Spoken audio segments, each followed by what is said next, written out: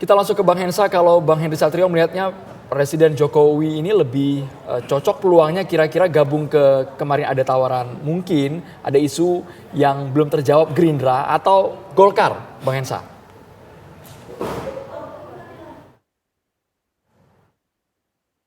PSI, Andro, kalau menurut saya yang paling tepat ya. Karena Gerindra ada Pak Prabowo, kemudian Golkar ini mungkin harus lebih terbuka lah, Pak Samudjini. Di era kepemimpinan Pak Jokowi di awal-awal, Golkar itu adalah salah satu korban belah bambu. Jadi dan kejadian akhir-akhir ini dari Erlangga ke Bahlil kan itu masih jadi sebuah misteri politik yang luar biasa yang tidak mungkin dikesampingkan oleh para pengurus Golkar, kader Golkar, dan petinggi Golkar. Mungkin Andro, Windy, kita tidak merasakan ya bagaimana kerasnya Pak Jokowi terhadap partai politik. Tapi saya yakin para ketum partai politik, kemudian petinggi partai politik, siapapun dia, pasti memahami betul bagaimana manuver-manuver Pak Jokowi selama dia jadi presiden. Jadi pada saat sekarang dilepas oleh PDI Perjuangan, ya beban beratnya itu akhirnya pada partai-partai politik yang lain. Aduh, dilepas lagi nih PDI Perjuangan nih, entah kalau dia ngedeketin partai gue nih terus gimana ya. Jadi hal seperti itu tuh pasti sekarang ini terjadi gitu. Jadi kalau menurut saya sih gini, memang satu rekam jejak itu tidak bisa dihilangkan ya. Dan kemudian sebetulnya Pak Jokowi punya dua opsi kuat dalam sisi partai politik. Yang pertama adalah bersama dengan Kaisang Pangarep di PSI, anaknya yang bungsu, atau membentuk partai politik sendiri gitu, misalnya bersama Projo.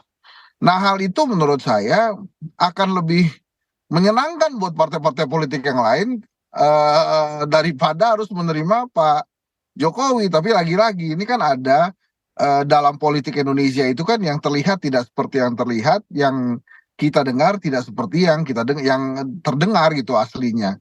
Jadi ya bisa saja mungkin sudah ada deal-deal politik di belakang ini. Bila kemudian saya dilepas dari PDI Perjuangan, siapa kemudian yang akan menampung gitu. Tapi Andro, kalau sampai hari ini sih menurut saya eh, mungkin banyak partai politik, mungkin ya, mohon maaf nih, mungkin banyak partai politik yang beranggapan momen ini adalah salah satu momen yang ditunggu-tunggu. Wah, inilah dia, kita momen-momen kita kembali independen sebagai partai politik. Menurut saya saat ini adalah eranya Pak Prabowo dan Pak Jokowi harus legowo. Saya yakin juga partai-partai politik setelah ini juga akan berkonsultasi dengan Pak Prabowo gitu untuk langkah-langkah politik selanjutnya. Karena 10 tahun bersama Pak Jokowi pasti partai-partai politik punya catatan tersendiri, punya catatan tersendiri dibandingkan kita-kita yang hari ini berbincang dengan dan berdiskusi. Golkar adalah salah satu partai yang luar biasa, partai dewasa, bisa menjadi contoh partai-partai politik lainnya, bagaimana membesarkan partai politik, siapapun bisa jadi ketua umum, tapi tentu saja sejarah dan keinginan menjadi partai yang lebih besar dari hari ini pasti juga dimiliki Golkar. Pilkada kemarin adalah pukulan telak bagi Golkar karena di beberapa tempat yang seharusnya dia menang itu kalah. Bahkan provinsi terbesar di Indonesia dengan suara terbesar, Jawa Barat, harus Golkar lepas demi Jakarta. Tapi juga Jakarta menurut rekapitulasi KPU hari ini 50,07 bukan dimiliki oleh kader Partai Golkar yang juga maju sebagai calon gubernur Jakarta. Jadi pasti akan dipertimbangkan, Andro, kalau hari ini judul diskusi kita menanti sinyal Jokowi gabung ke Golkar, harusnya dibalik, menanti sinyal Golkar menerima Jokowi. Apakah akan menerima atau tidak? Gitu kira-kira. Pak Sarmuji, kami ingin mendapatkan bagaimana pendapatnya. Apakah benar yang disebutkan oleh Bang Hensa? Menanti Golkar menerima Jokowi. Benarkah seperti itu, Pak Sarmuji?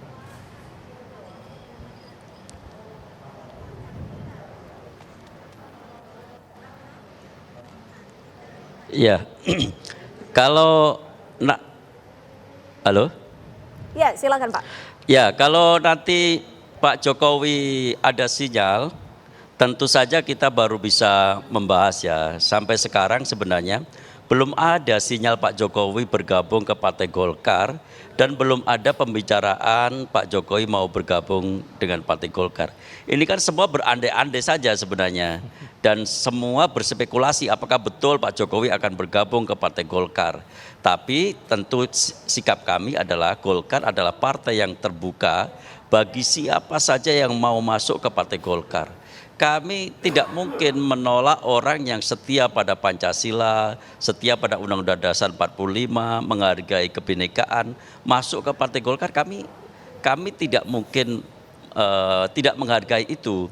Sekali lagi jangankan level Pak Jokowi, level ketua RT sekalipun kalau mau masuk bergabung Partai Golkar akan kita terima dengan tangan terbuka. Tapi tentu saja ada syarat-syaratnya, tentu saja harus menyesuaikan dengan anggaran dasar dan anggaran rumah tangga partai. Tentu saja harus juga bisa menerima apa yang sudah berlaku di Partai Golkar. Itu saja Mbak kira-kira. Tapi yang menarik Pak Sarmuji, kami ingat betul pertengahan 2024 ketika Munas Golkar, kala itu Presiden Jokowi mengatakan bahwa berada di dekat pohon beringin, di bawah pohon beringin membuat kita teduh. Dan kala itu Jokowi juga menegaskan bahagia datang ke acara Golkar, Pak Sarmuji. Kalau itu bukan hanya Pak Jokowi, saya pun pernah mengeluarkan pernyataan serupa. Saya bilang ke media waktu itu, Pak Jokowi seandainya di tempat lain gerah, di bawah pohon beringin hawanya sejuk karena ranting-rantingnya itu rindang gitu. Jadi kita itu siap menaungi siapa saja yang mau berlindung di bawah pohon beringin yang memang hawanya sejuk. Kita simbol persatuan bangsa, kita menghargai kemajemukan. Simbol pohon beringin saja di Pancasila itu adalah persatuan Indonesia dan kita memang betul-betul ingin mewujudkan persatuan Indonesia di bawah bendera Partai Golkar. Bahkan kita juga ingat pada ketika itu Joko Widodo mengenakan baju kuning. Nah, Mas Cecep ini melihat ini, apakah dari tokohan Joko Widodo ini memiliki idealisme yang selaras dengan Golkar? Ya, begini ya, kalau kita melihat sosok Jokowi sendiri, memang sekarang tantangannya di Jokowi ya. Apakah dia mau masuk ke dalam politik kembali atau enggak? Ketika kemarin dia selesai jadi presiden, dia bilang ingin tidur gitu, tapi ternyata strike back, balik, bahkan dia turun ke pilkada. Itu kan yang seperti tadi level yang harus jadi negarawan jadi politisi lagi. Melakukan endorsement. Iya. Nah kemudian jadi tantangannya sekarang ada beberapa pilihan sebenarnya. Bergabung dengan partai politik yang sudah ada atau membentuk partai politik baru dari relawan-relawannya gitu. Karena kalau sekarang kan dia hanya punya pengaruh, tidak punya kewenangan. Kalau sekarang hanya tidak punya jabatan politik, jabatan publik apapun, maka dalam waktu kurang dari setahun saya kira akan melemah pengaruhnya ya. Itu sehingga kemudian kalau dia memang ya, dirinya masih tertarik ke dalam politik maka gabung partai politik atau bikin partai politik. Kalau bikin ya tentu dengan jaringan relawannya atau projo dan seterusnya lah. Kalau dia bergabung dengan partai ada beberapa pilihan. Memang yang pertama yang paling sederhana ya dengan partai yang dipimpin oleh anak bungsunya PSI misalnya. Apalagi kemudian kan sejarah kenapa PSI mendukung juga bagaimana ada relasi kuasa juga antara PSI dengan Jokowi. Bagaimana Maksud kami Jokowi di luar PSI Mas Cecep, antara Gerindra sama Golkar. Nah, kemudian, karena kan sepertinya Prabowo dan Jokowi tidak ada clash apapun ya Mas, tidak ada isu yang memang memantik keduanya agar enggak, tidak ada. Sekarang baru masuk ke sana. Jadi di luar ini baru kemudian kita lihat ada partai besar selain PDI Perjuangan, yaitu apa? Partai Golkar dan Gerindra. Nah kalau kita lihat lisik satu persatu misalnya Gerindra, saya kira Prabowo ya ini sudah menjadi aktor yang paling dominan di partai ini. Sehingga kemudian kalau Jokowi masuk ini amat sukar ya rekam roadmap kedepannya gimana Gerindra. Jadi harus ada negosiasi antara Prabowo dengan Jokowi untuk jabatan strategis di Gerindra. Nah kalau untuk Golkar sendiri ini kita lihat Golkar ya kalau tadi dibilang ada partai perorangan, Golkar ini partai banyak orang ya, dinamikanya tinggi di internal. Sehingga kemudian Ahmad Sukar misalnya, Jokowi misalnya ujuk-ujuk masuk ke dalam Golkar untuk menduduki jabatan tertentu misalnya. Kecuali ada memang suatu kondisi atau momentum politik tertentu yang kemudian akhirnya membuat Golkar memutuskan untuk memberikan posisi strategis buat Jokowi gitu. Ya sekarang kecuali memang masih ada strategi lain yang dimiliki Jokowi kepada elit Golkar yang dimiliki oleh Jokowi itu. Bang Hensa, jika kita tadi menelaah bagaimana pernyataan dari Mas Cecep sendiri, apabila Jokowi ini bergabung dengan salah satu partai, apakah memang Jokowi harus menempati posisi tertentu? Apa keuntungan bagi partai itu dan juga apa yang menjadi kekhawatiran bagi partai politik yang telah bergabung dengan Jokowi nantinya?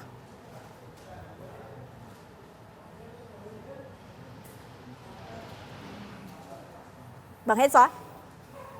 Audionya boleh di-unmute, Bang. Oh ya, ini jadi kan ada kayak situasi deg-degan nih sebetulnya buat partai politik ya. Kalau Jokowi masuk itu sama dengan menyerahkan partai politik atau tidak? Kalau sama dengan menyerahkan partai politik, nggak ada yang mau terima. Kenapa bisa saja itu menyerahkan partai politik? Rekam jejak Pak Jokowi terhadap partai politik yang menggambarkan itu. Jadi kalau menurut saya ya, Pak Jokowi sudah berbuat banyak hal untuk negeri ini. Ya sudah, jadi negarawan, rumahnya adalah negara. Bukan partai politik lagi, kalau menurut saya gitu. Nggak usah lagi kemudian berkeinginan luar biasa masuk ke partai politik. Itu kan ya problem Pak Jokowi dari awal.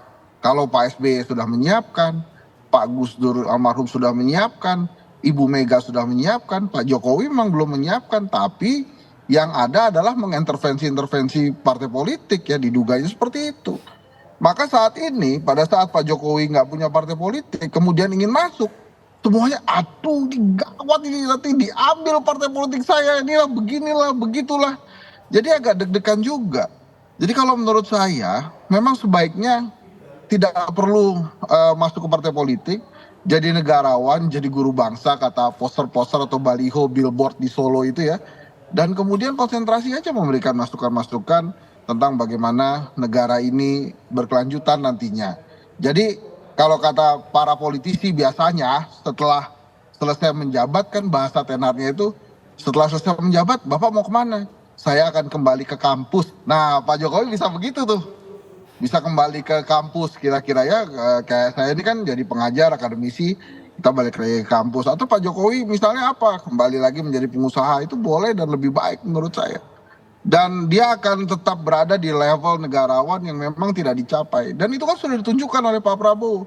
Rakyat biasa mana yang bisa berkali-kali makan satu meja dengan Presiden Republik Indonesia? Cuma Pak Jokowi. Pasar Muji aja belum. Ya, makanya Pak Jokowi ini luar biasa. Dan kalau kemudian sampai hari ini Partai Golkar mengatakan, oh belum ada pembahasan, ya itu sebetulnya sebuah sinyal, Andro. Kalau kemarin kemudian Partai Gerindra mengatakan Pak Prabowo oke aja, tapi belum menyiapkan tempat, itu juga salah satu sinyal. Coba tanya ke Mas Kaisang, pasti ada tempatnya. Bang Henry Satrio gitu sudah kira-kira, menyebut Andro. bahwa Tapi level saya Jokowi lebih mendorong dia jadi negarawan ya? aja lah sudah. Bang Hensa, level Rumahnya negarawan, negara, harusnya Pak kecuali Sarmuji memang jemput bola. mau kembali Pak ke Sarmuji. kampus. Kenapa gitu. tidak tertarik untuk jemput bola, Pak? Menawarkan duluan.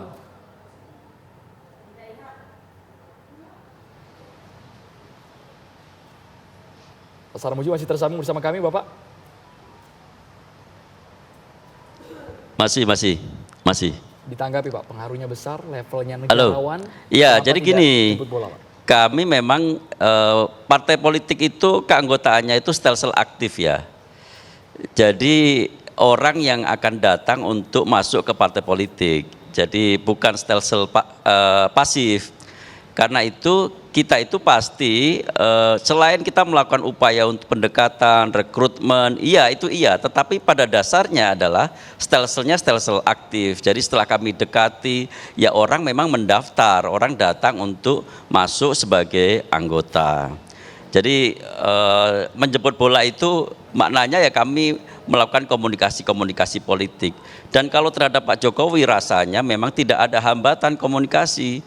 Ya mulai dari dulu Golkar itu adalah partai yang mengamankan kebijakan pemerintah, bahkan kebijakan presiden di parlemen. Jadi hambatan komunikasinya nyaris tidak ada. Setelah itu ya memang terserah Pak Jokowi. Pak Jokowi mau masuk partai politik atau enggak, Pak Jokowi masuk partai politik mana, yaitu murni sepenuhnya di tangan Pak Jokowi kehendak politik itu. Kita dalam posisi yang menunggu saja. Dan ini kan banyak sekali spekulasi. Gitu kira-kira. Tapi tadi Pak, yang menarik dari Bang Hensa sebenarnya Kalaupun Pak Jokowi masuk ke suatu partai politik, pasti tidak dalam pengertian mengambil alih. Tadi Bang Cecep kan sudah mengatakan itu, Pak Jokowi sekarang itu punya pengaruh tapi nggak punya kewenangan. Orang yang tidak punya kewenangan pasti tidak bisa mengambil alih. Itulah kira-kira. Ya, orang yang tidak punya kewenangan tidak bisa mengambil alih. Bagaimana pendapat Anda, Mas Cecep? Iya, maksud saya kan kewenangan di jabatan publik, jabatan politik. Tentu saja sekarang belum, karena Jokowi sudah tidak menduduki jabatan publik, tentu tidak punya kewenangan ya untuk melakukan apa-apa gitu. Sedangkan saya kira dengan dia kemarin turun di pilkada, masih ada hasrat politik yang belum terselesaikan. Jadi masih ada unfinished business dari Jokowi. Sehingga kemudian artikulasinya gimana ya, tentu dengan kendaraan politik, bisa jadi seperti itu. Agar apa, bisa menentukan, kita nggak tahu ya, interest atau kepentingan apa yang masih belum selesai dari Jokowi. Sehingga kemudian dia tidak mau meninggalkan baju politisi, menggantinya dengan jas negarawan gitu yang disampaikan oleh Bang Hensa tadi. Nah, ya ini Jokowi yang tahu nih kepentingannya gimana nih. Tapi kira-kira ya memang kalau sekarang pilihannya di Jokowi, karena saya kira dia akan memudar sejalan dengan waktu ya. Ketika nanti misalnya dulu dia pernah cerita, wah bagaimana badan-badan intelijen semua lapor ke saya. Tapi kemudian ini kan ditafsirkan, dengan data-data tersebut dia bisa melakukan abuse of power. Tapi sekarang kan sudah ke Presiden Prabowo, presiden setelah Jokowi, dan itu lama-lama kan memudar. The missing of the power ya dari seorang Jokowi. Kita tunggu bersama sinyal ke depan seperti apa dari Presiden ke-7 Republik Indonesia Joko Widodo. Terima kasih banyak Mas Cecep, Bang Hensa dan juga Pak Sarmuji sudah bergabung.